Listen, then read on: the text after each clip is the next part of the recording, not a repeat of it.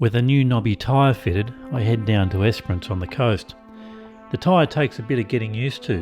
It moves a little on the camber of the road. Maybe it's flex, maybe it's slide. I don't really know, but I decided on getting a more off-road tyre on the rear so as to handle the sand country I'll hit further up north. I get down to Esperance fairly late and head out on the aptly named Great Ocean Drive.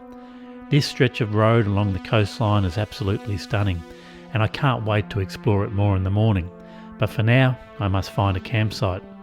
On the Tourist Information Centre, they'd put up a notice about illegal camping and $100 on-the-spot fines, so I had to be a bit wily in my choice of site. I head down a sand track towards the beach, thankful for my new knobby tyre as I plough through deep sand under load. The next day I get perfect weather and do a full run along the beach road. Miles and miles of perfect empty beaches.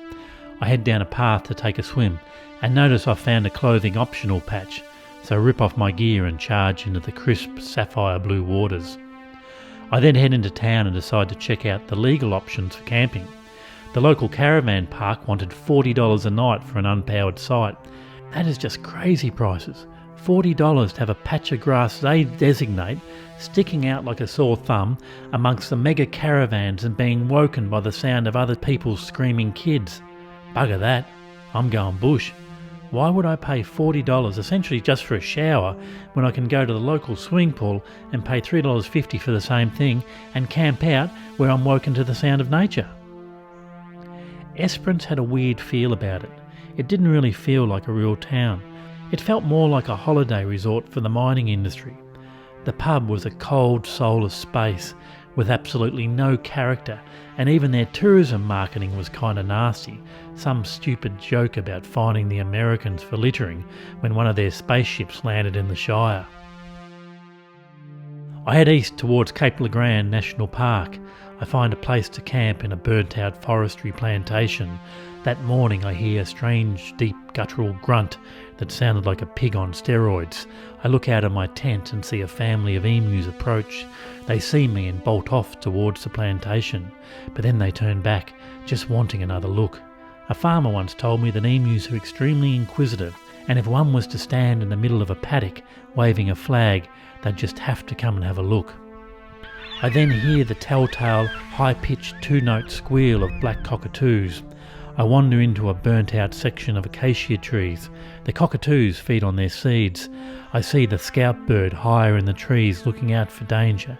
He sees me and lets out a warning cry to the mob. They take off, forming a black raucous cloud. Why would I want to camp in a caravan park when I can have these amazing experiences in the bush? Shouldn't it be every man's right to experience this? I don't leave a mess. I take my rubbish with me.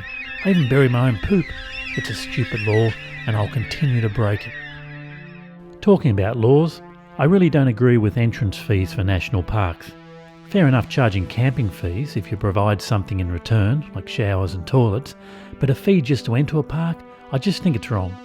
We're supposed to be a rich country, so why charge people for the chance to connect with nature? I read recently that the Victorian government just spent $15 million setting up a gay and lesbian pride centre. I don't know what it does. I don't know if I'd even be welcome as a straight male.